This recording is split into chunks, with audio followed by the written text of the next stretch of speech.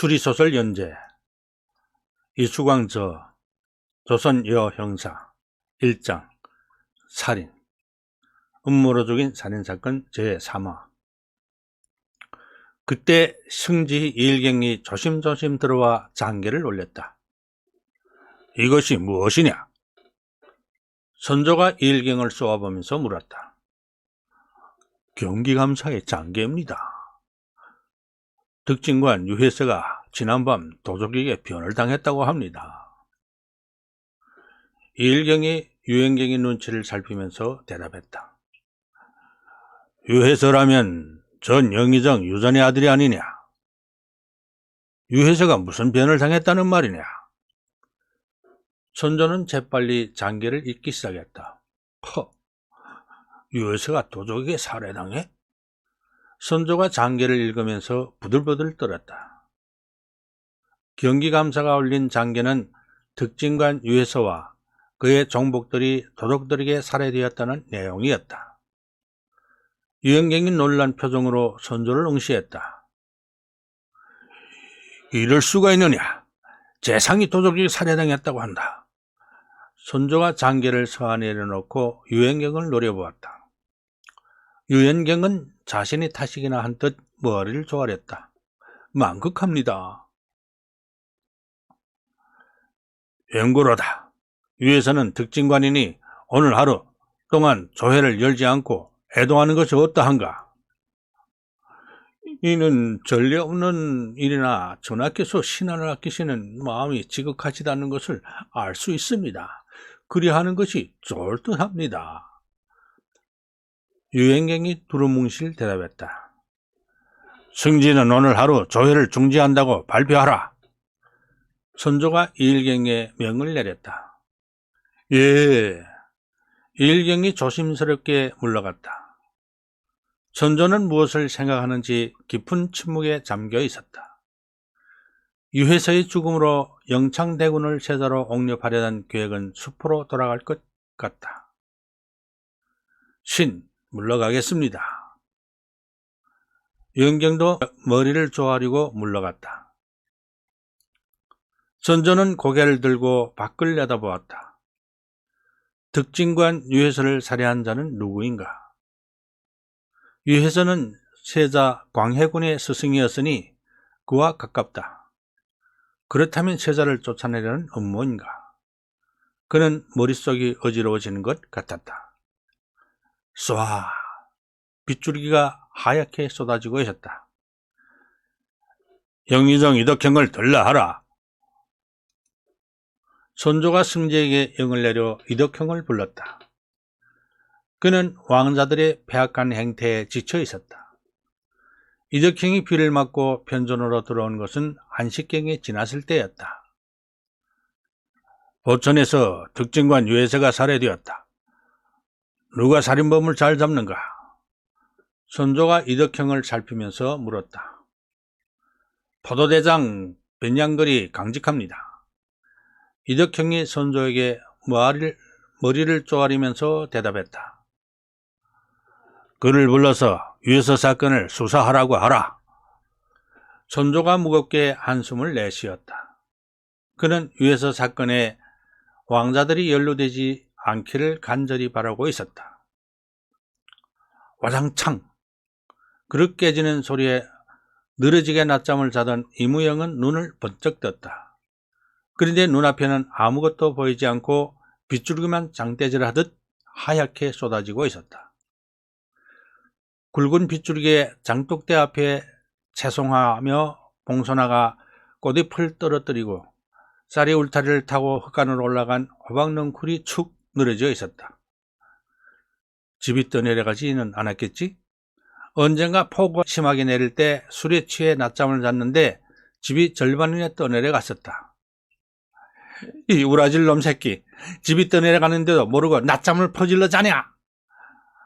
낮잠은 같이 자고 펄펄 뛰는 동안애가 기가 막혀 무영이 입을 딱 벌렸다. 엄니, 집이 떠내려는 것이 내 탓이오? 하늘이 거하게 소변을 갈게 된 탓이지. 무영이 동안애의 약을 올렸듯이 낄낄댔다. 이놈이 내 좀 먹고 자란 놈이 맞나? 집이 떠내려갔는데도 천하태평인 아들인 도한이는 한심했다. 하늘이고 나발이고 어쩔 거냐? 이제 어디서 자고 밥은 어디서 먹을 거야? 도한이가 허리에 손을 척 얹고 삿대질을 했다. 집이 떠내려가도 천하태평이고 하늘이 무너져도 눈빛 한번 변하지 않는 놈이다. 아, 내가 어쩌다가 이런 놈을 아들이라고 낳고 미역국을 먹었는가. 나가 어찌 알겠소. 나는 아직 미성년자이고 엄니는 어린이께 엄니가 알아서 해야지. 이놈아, 나는 치마 두른 여자고 너는 바지 입은 사내 아니냐. 그러니까 내가 떠내려간 집을 일으켜 세워야지. 연약한 여자인 내가 비를 맞고 집을 일으켜 세워야 쓰겠나? 아따 엄니가 연약하다는 말은 좁게 그렇소. 무영이 실실대고 웃었다. 재수없게 웃고 있다. 귀신은 뭐하나 저런 놈을 안 잡아가고 도한이가 속으로 이를 갈았다. 어째 그렇게 어머니하게 웃냐? 날아가는 새 거시기라도 봤냐? 어머니도 양심에 찔리지? 무영이는 눈을 번뜩거렸다. 양심이 찔려? 이거 어디서 귀신 씨나라 까멍소를 하고 자빠졌어? 나가 다 봤어. 보다니 뭘 봐? 며칠 전에 시장에서 쌀 한 가마니 머리에 이고 뜀박질하는 거 내 이 두루로 똑똑히 보았어. 그러니 엄니가 약하다는 말은 하지 마소. 야야, 그것도 눈가리라고 달고 다니냐? 너가 똑똑히 봤다니까. 그건 말이다. 내기를 하느라 쌀 한 가마니 머리에 이고 달린 것이요. 뭘 알고 씹으려. 알았으니 그만하시오. 그만하긴 뭘 그만해. 이놈아, 집 떠내려가기 전에 한판 붙자. 아따 어머니, 아직은 반쪽은 안 떠내갔소. 그런데 우리가 싸워야 쓰겠어? 그러냐? 참 불행 중 다행이다. 도한이가 다짜고짜 부엌칼을 들고 다가오기 시작했다. 어머니, 비 오는데 사람 잡을 일 있어? 무영이 얼굴이 하얗게 변해 뒤로 물러섰다. 주둥이 닥쳐라! 도한이가 맹렬하게 부엌칼을 휘두르자 무영이 긍중긍중 뛰면서 춤을 추었다. 그것이 벌써 한 달 전의 일이었다.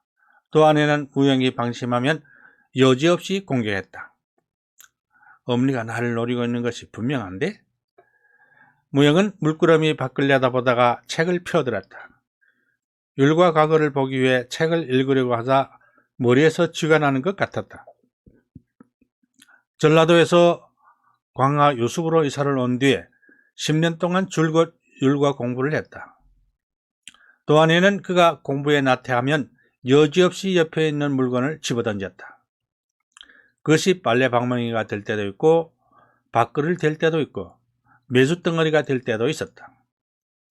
멀쩡하게 길을 가다가도 발을 걸어 패대기를 치기도 했다. 무영은 어릴 때부터 도한의 무지막지한 행패를 견디면서 살았다. 오늘은 어머니가 조용하군.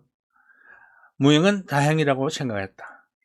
어디선가 그릇 깨지는 소리가 들렸으나 빗소리 외에는 사방이 조용했다. 무영은 방에 누워서 율서를 읽기 시작했다. 투구 급고살인 사사로이 싸우다가 사람을 타살한 자는 그 살해 도구가 무엇이든지 교형에 처한다. 무영은 일부러 대명률을 큰 목소리로 읽었다. 어딘가에 있을지도 모를 도한이가 들으라고 소리를 크게 낸 것이다. 고살, 고의로 살인한 자는 자명에 처한다. 무명은 대명률을 더 크게 읽다가 얼굴을 찡그렸다. 기분이 이상하여 고개를 들자 그의 어머니 도한이가 국수 반죽을 밀 때 쓰는 홍두깨를 들고 벽에 붙어 서 있었다. 무영은 홍두깨가 언제 날아올지 몰라 바짝 긴장했다. 도한이가 술이 취해 빙글빙글 웃었다. 어머니, 겁나게 왜 그러고 서 있어? 무영은 도한이를 피해 슬금슬금 밖으로 나가려 했다. 어릴 때 전라도에서 살았기 때문에 둘이 있을 때는 언제나 사투리로 이야기를 한다. 아드님, 어딜 가시게? 도한이가 그의 뒷덜미를 잡아채 자신의 거대한 가슴에 쳐박았다. 엄니, 왜 그러냐? 나야, 아들, 엄니 조통 때문에 숨이 막혀 죽겠다. 이놈 새끼, 어릴 때는 젖달라고 울상이더니 뭐가 어째? 죽어봐라. 도한이는 무영의 머리채를 잡고 흔들다가 엉덩이를 냈다 걷어찼다. 몸이 뚱뚱한 도안의 발길질은 천근의 위력이 있었다. 무영이 엉덩이를 얻어맞고 마당으로 나가 떨어졌다. 아따 엄니, 비 오는데 꼭 이렇게 해 쓰겠소? 비 오면 어떠냐, 시원하게 한판 붙자. 도안이가 팔을 걷어붙이고 마당으로 날아왔다. 이야, 전달수는 약방 도안이의 집에 이르자 눈이 휘둥그레졌다.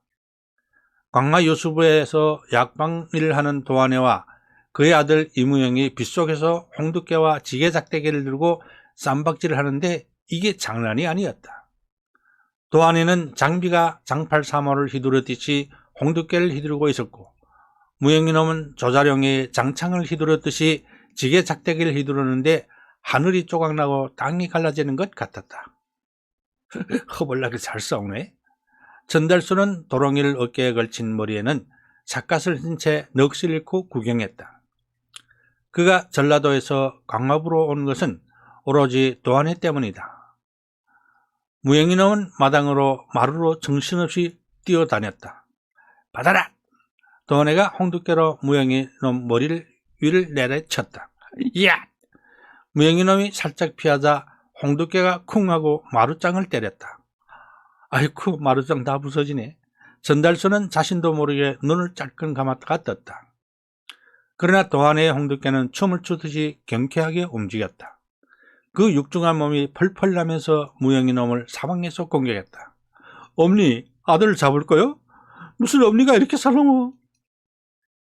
이놈아, 피하면 될 거 아니냐? 때리는 엄니가 잘못이냐? 피하지 못하는 아들놈이 잘못이냐? 이러다가 하나밖에 없는 아들 잡겠어. 복날도 가까운데 좀 잡자. 복날에 개만 잡으라는 법이 있냐? 엄니, 나도 이제는 안 참을게요. 무영이놈도 도안이를 맹렬하게 공격했다. 저 미친놈이? 전달수는 이무영의 작대기가 바람을 일으키면서 도안이의 가슴을 찔러가자 대경실색했다. 이놈아, 어디를 공격하는 거야? 도안이가 눈을 부릅떴다. 히히, 약 오르지? 이놈아, 너 죽고 나 살자. 도안이가 대노하여 무영이놈을 향하여 홍두깨를 마구 휘둘렀다. 무영이 한급히 지게작대기로 홍두깨를 막았다. 우지끈. 무영이놈 작대기가 박살났다. 잘한다. 전달수는 구경을 하면서 쾌재를 불렀다. 뺀질뺀질한 무영이놈을 도안이가 박살내버렸으면 싶었다. 무영이놈 작대기를 아작낸 도안이가 매섭게 홍두깨를 휘둘렀다. 홍두깨가 허공에서 빙빙 돌면서 매서운 칼바람을 불었다. 그러나 무영이놈도 만만치 않았다. 뺀질이답게 도안이의 홍두깨를 이리저리 피하더니 도안이의 발을 걸었다. 콰당!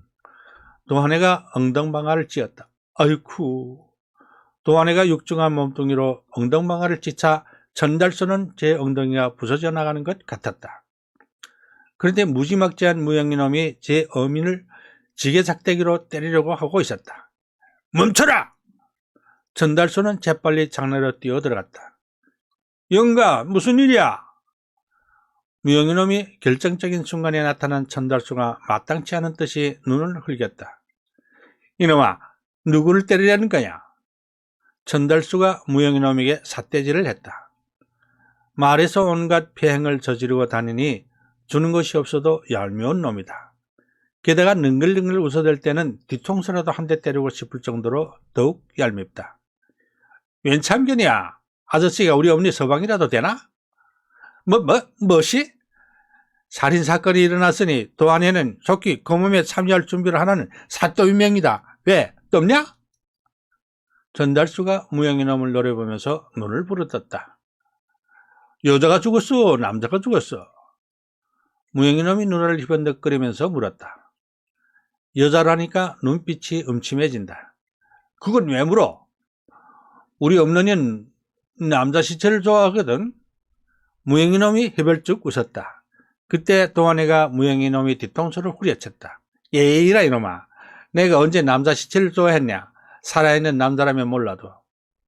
전달수는 무영이놈이 도안이에게 뒤통수를 얻어맞자 고소하여 낄낄대고 웃었다. 다음 호에 제 4화를 읽어드리겠습니다. 감사합니다.